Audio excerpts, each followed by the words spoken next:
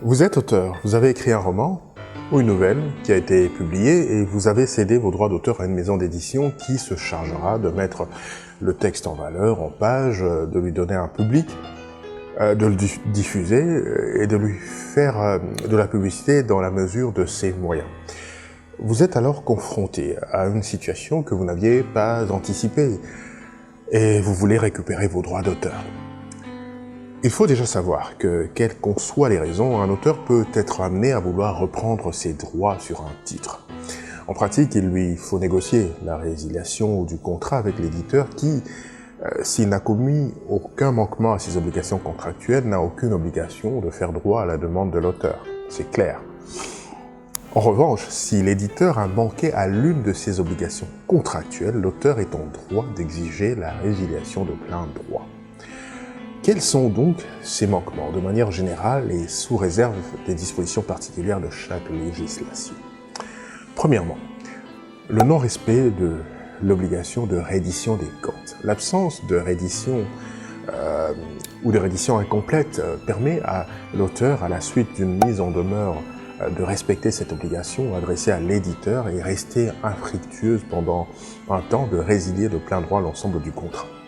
Deuxièmement, le non-respect de l'obligation de paiement des droits.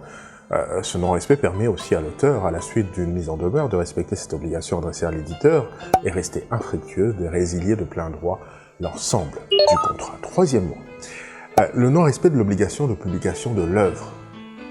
Ça peut être une cause justement qui permet à l'auteur de reprendre ses droits.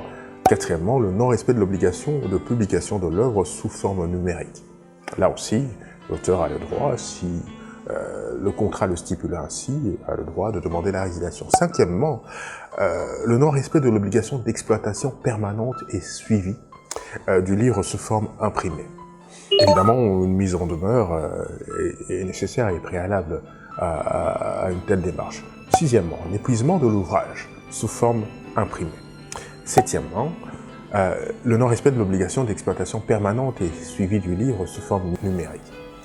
Et puis huitièmement, vous avez l'absence de tout résultat d'exploitation pour un ouvrage, que ce soit un imprimé, que ce soit un ouvrage numérique, sur une durée consécutive à compter de la publication du livre. Là aussi, l'auteur peut récupérer ses droits. Alors concrètement, comment récupérer ses droits d'auteur? L'auteur doit bien sûr commencer par effectuer une démarche amiable auprès du responsable juridique de la société d'édition avec laquelle il a signé pour la publication de son livre ou auprès de la société d'édition qui détiendrait juridiquement, par vente, par fusion, par absorption, les droits sur celui-ci.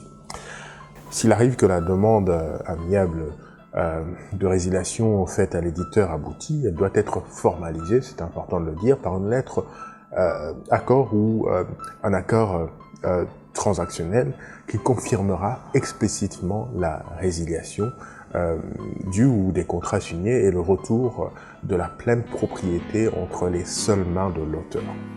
En cas d'accord, l'auteur ne doit pas oublier de demander aussi la résiliation du contrat d'adaptation audiovisuelle concernant son œuvre s'il avait signé un tel contrat à l'origine. Rendez-vous au prochain numéro des Plumes Conscientes. Partagez la vidéo au maximum à vos contacts et invitez vos amis à s'abonner à notre chaîne Les Plumes Conscientes.